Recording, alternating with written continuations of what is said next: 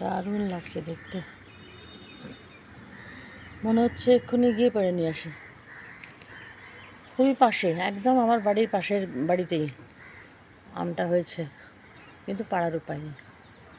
একটু বড় হবে, পাকবে আরও।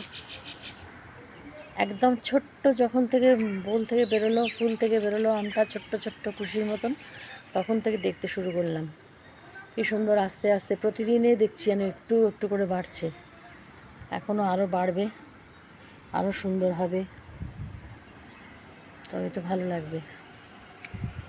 শেয়ার করলাম তাই জন্য তোমাদের কাছে। ভালো থেকো, সুস্থ থেকো।